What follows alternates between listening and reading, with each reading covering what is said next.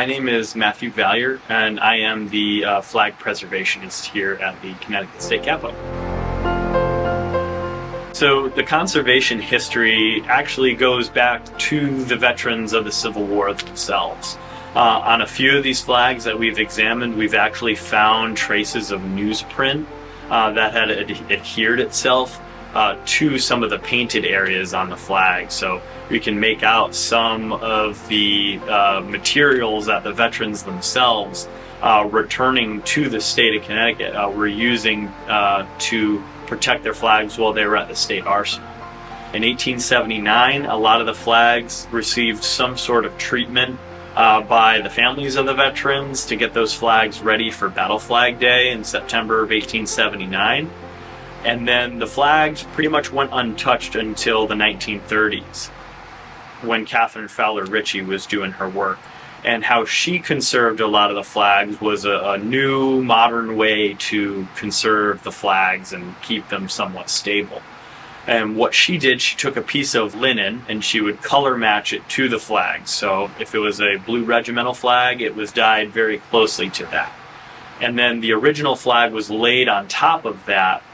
And then on top of the original flag was a silk creplin netting, or like a sheer kind of fabric, but with a wider weave, so much more like a net. To attach that silk netting to the flag, an embroidery method was used throughout the entire flag. This left a zigzag pattern. A lot of those zigzag patterns that you see are from the conservation to hold the flag to the backing.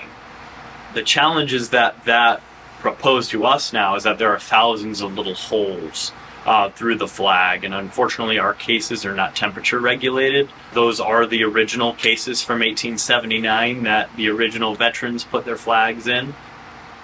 We're working on developing something to protect our flags in there. After Catherine Ritchie moved on from here in the 1960s and 1970s, Colonel Thomas Welter had done some conservation on a number of our flags, and his method, I assume, used some sort of humidification process because the flags over time become very brittle.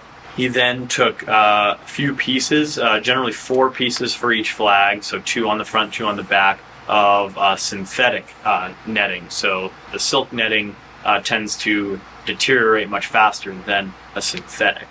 And that has held up on some of our flags very well. In the 1990s, Jerry Kaufman and her team came in here, and they built a lot of the foundation that our flags are on now.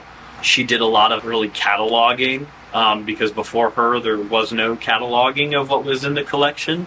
So now we have a kind of a data system that we can refer to with information on the flags that we can build on.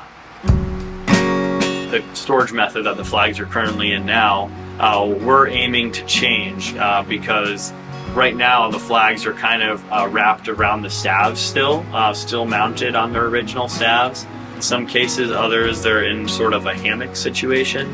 And what we want to do to help preserve the flags, especially the ones that haven't received any sort of conservation, we would like to store them flat so that there's no stress being put on any point of the fabric itself. We're aiming to change out all of these wooden crates for a flat storage system, hopefully soon.